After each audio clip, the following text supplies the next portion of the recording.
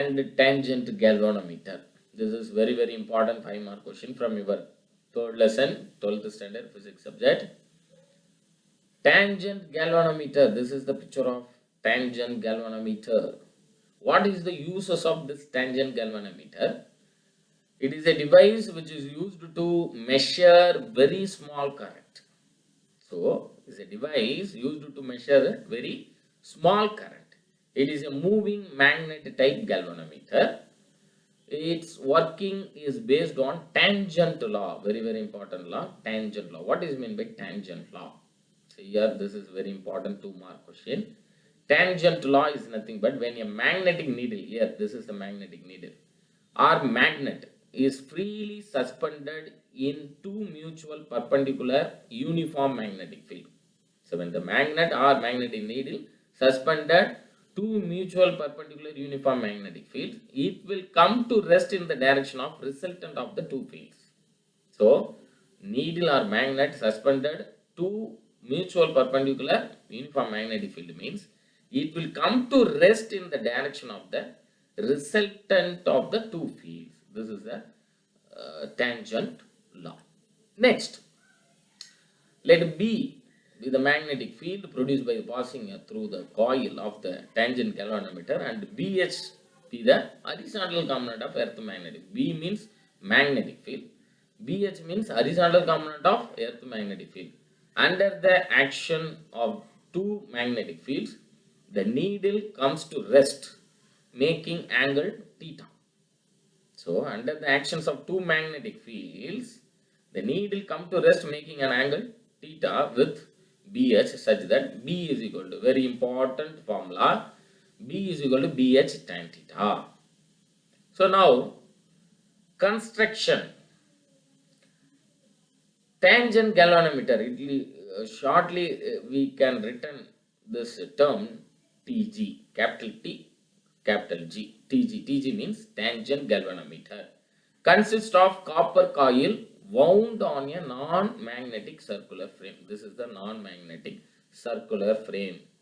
So, consists of copper coil wound a non-magnetic circular frame. The frame is made up of, this frame is made up of brass or wood, which is mounted vertically on the horizontal base table. This is the horizontal base table with 3 leveling screw here. This is a 3 leveling screw here. This is 3 leveling screws as shown in the figure. The tangent galvanometers pivot provided with 2 or more coils. Here 2 or more coils of different number of turns. Most of the equipment we use in laboratory consists of 2 turns, 5 turns and 50 turns, which are different thickness and are used for measuring current of different strengths. Pointer. Next, at the center, this is the center, at the center of the table, a small upright projection, this is the upright projection, is seen on which compass box, here this is the compass box, also known as magnetometer box, is placed. Compass box consists of a small magnetic needle, this is the small magnetic needle, which is pivoted at the center such that arrangement shows the center of both the magnetic field and circular coil exactly coincide. A thin aluminum pointer, this is a thin aluminum pointer here. Thin aluminum pointer is attached to the magnetic needle normally and moves over a circular scale. This is a circular scale, moves over a circular scale. The circular scale is divided into 4 quadrants. The circular scale is divided into 4 quadrants and graduated in degree. This value is graduated in degree, which are used in measure the deflection of aluminum pointer on a circular degree. Next, degree scale. In order to avoid parallax error in measurement, a mirror is placed below the aluminium. Next, precaution. What are the precaution? There are four precaution, important precaution. First precaution is all the nearby magnets and magnetic materials are kept away from the instrument. Second important precaution, using sprit level, the leveling screw at the base are adjust so that small magnetic needle is exactly horizontal, and also coil mounted on the frame is exactly vertical. The third important precaution is the plane of the coil is kept parallel to the small magnetic needle by rotating the coil about its vertical axis. So the coil remains in magnetic meridian. Then the last important precaution is the compass box is rotated such that pointer lead pointer reads 0 degree to 0 degree, 0 to 0 degree. So this is the four important precaution of the tangent galvanometer. Very important precaution. Then only the tangent galvanometer properly working. So very important precaution. Then next, theory. The circuit connection for tangent galvanometer TG. This is the circuit connection. Here this is the this is the tangent galvanometer. Here this is a commutator key. Commutator key. This is key. This is battery. Then tangent galvanometer device. This is rheostat. Rheostat is the device which is used to varying the current. When no current is passed through the coil, the small magnetic needle lies along horizontal component of earth magnetic field. So the point is, when no current passes through the coil means the small magnetic needle lies along the horizontal component of earth magnetic field. When the current is switched on, the electric current will pass through the coil, the circular coil, and produce magnetic field. So current produces the magnetic field in the perpendicular direction. So automatically the magnetic needle produced due to the circulatory electric current is discussed.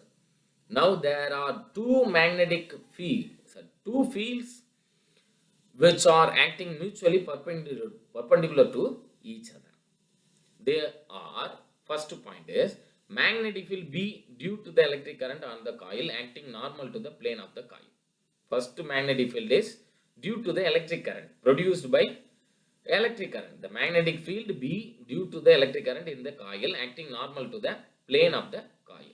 Next, second point is, already we know the horizontal component of earth magnetic field. So earth magnetic field is one magnetic field, another one magnetic field produced by the electric current.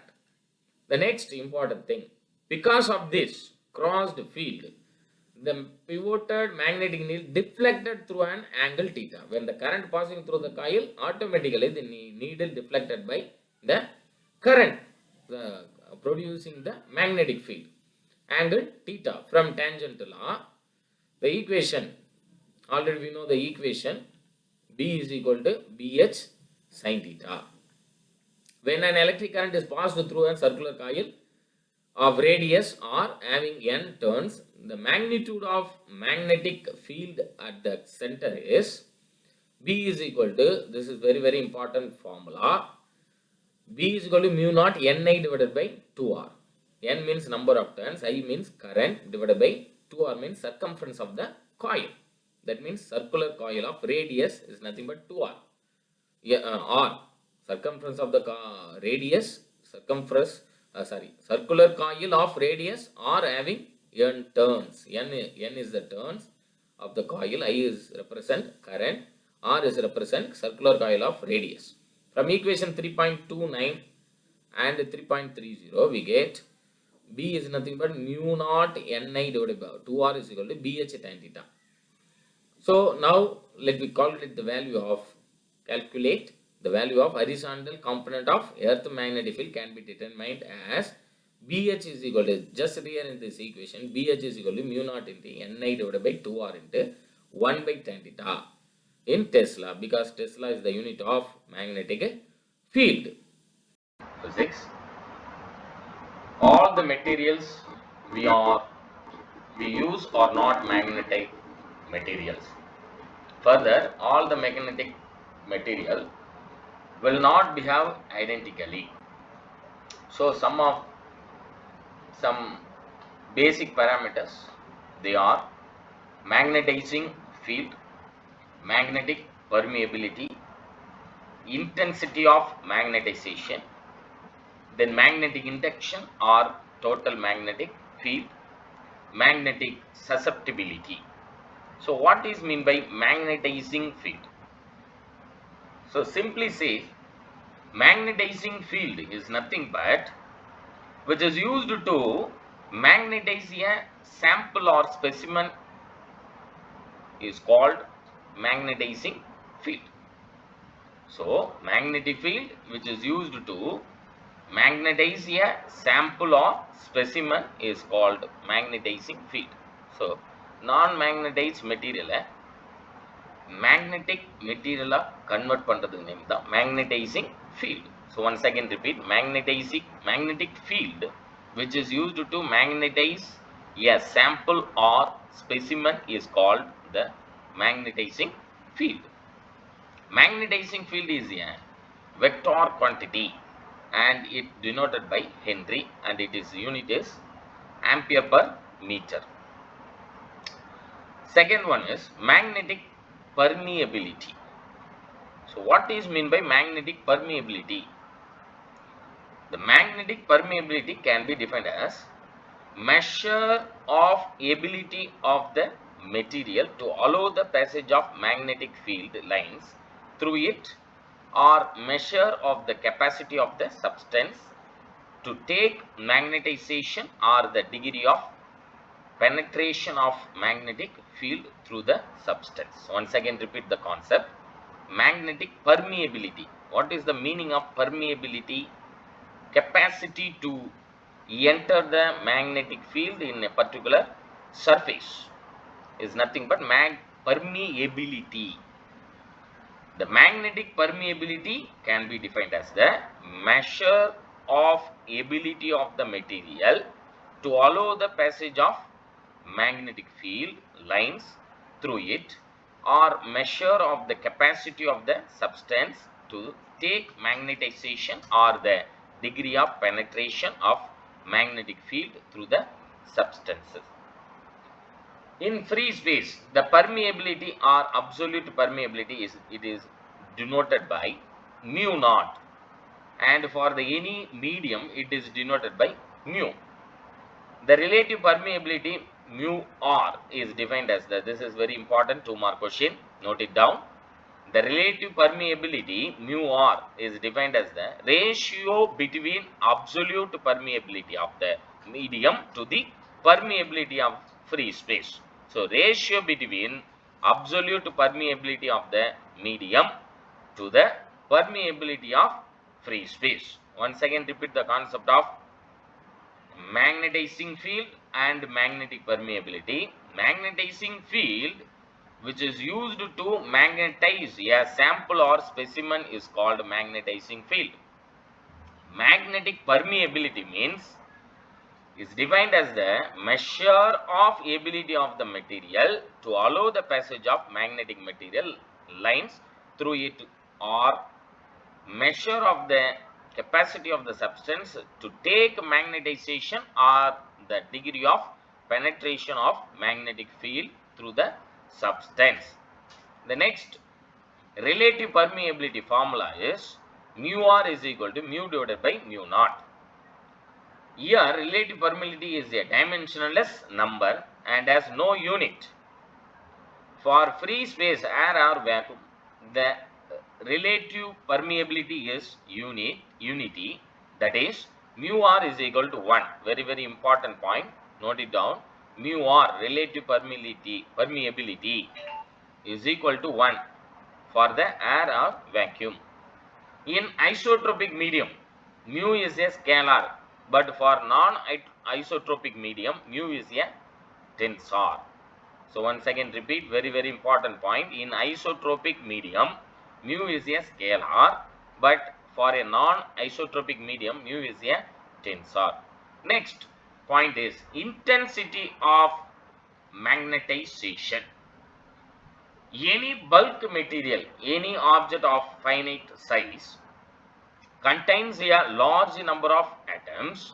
An atom consists of electrons which undergo orbital motion. Already we know this concept from your basic fundamental concept.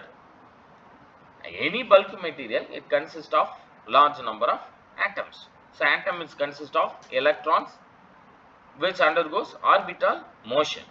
Due to orbital motion, the electrons has magnetic moment, which is a vector quantity.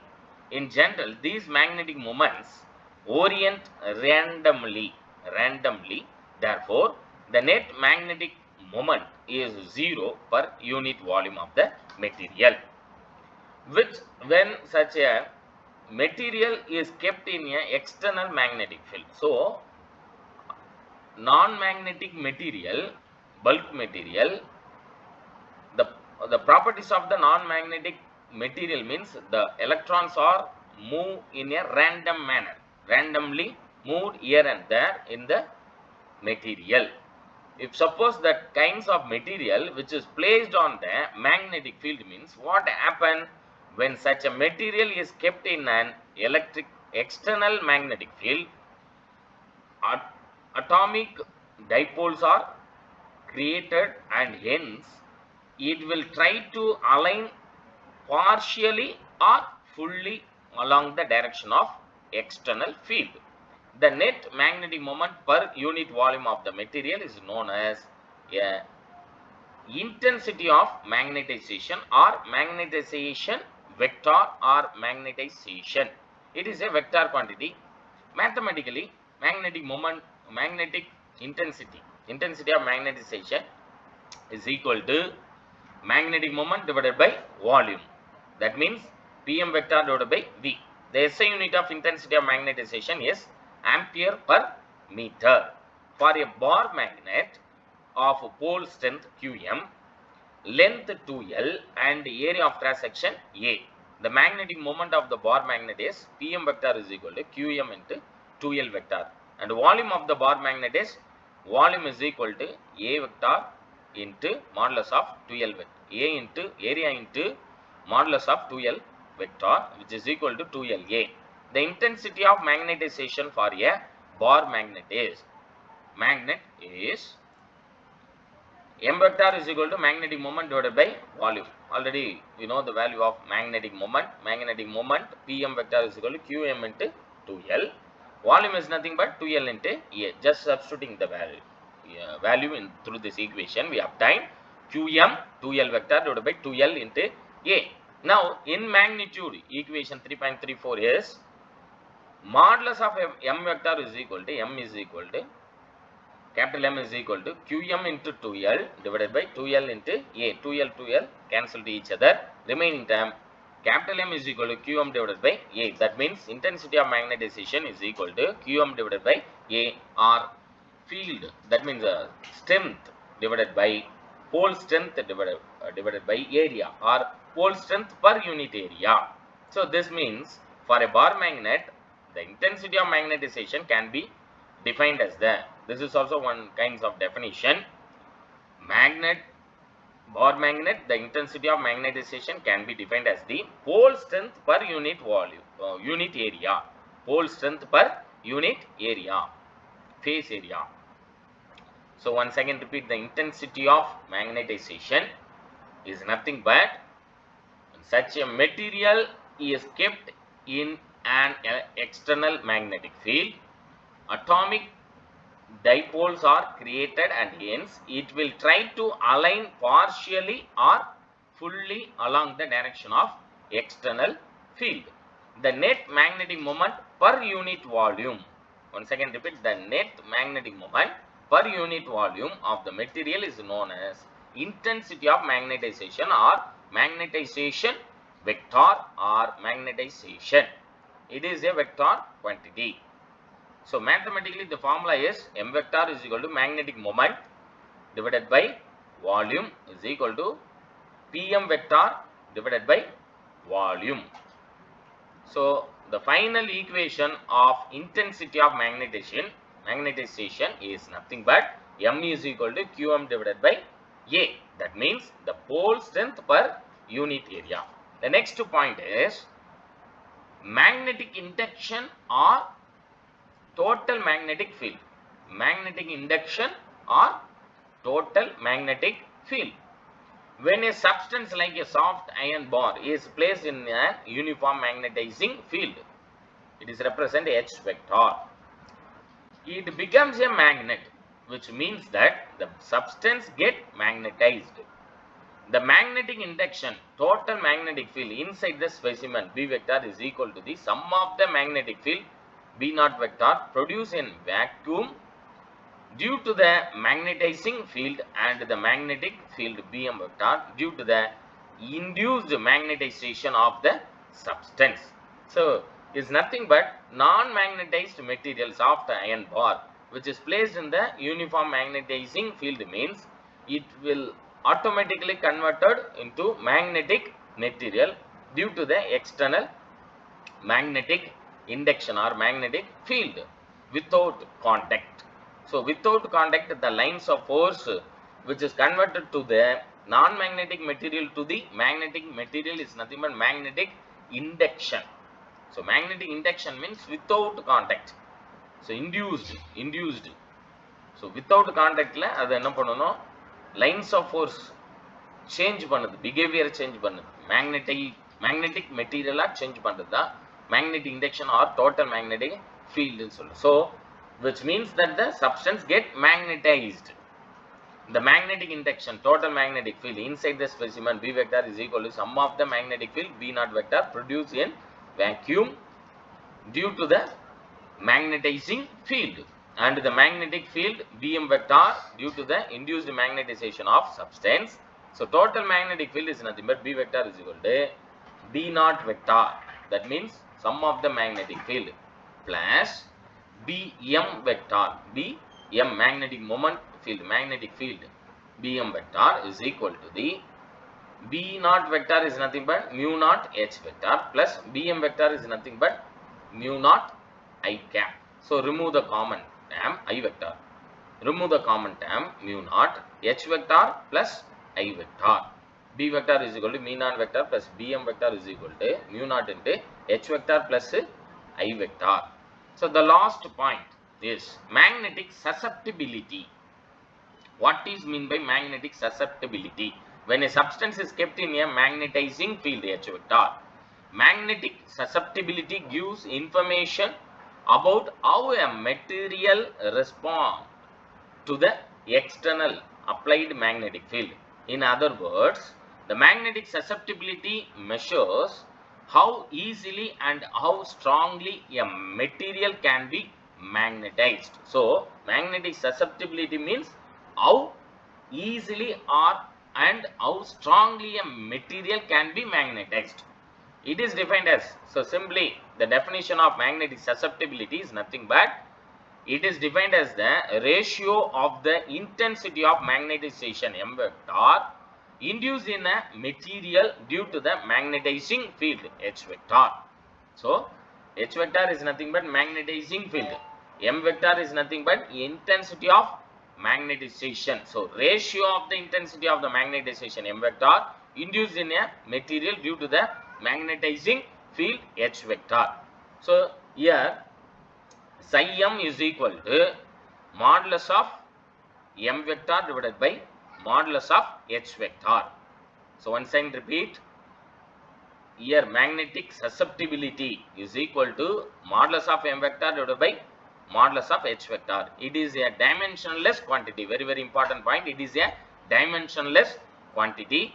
For an isotropic medium, susceptibility is a scalar, but for non-isotropic medium, susceptibility is a tensor. So this is also very important point. Please note it down. For an isotropic medium, susceptibility is a scalar, but for non-isotropic medium, susceptibility is a tensor. Magnetic susceptibility or sum of the isotropic substance is given in a table 3.1. So this is the important question.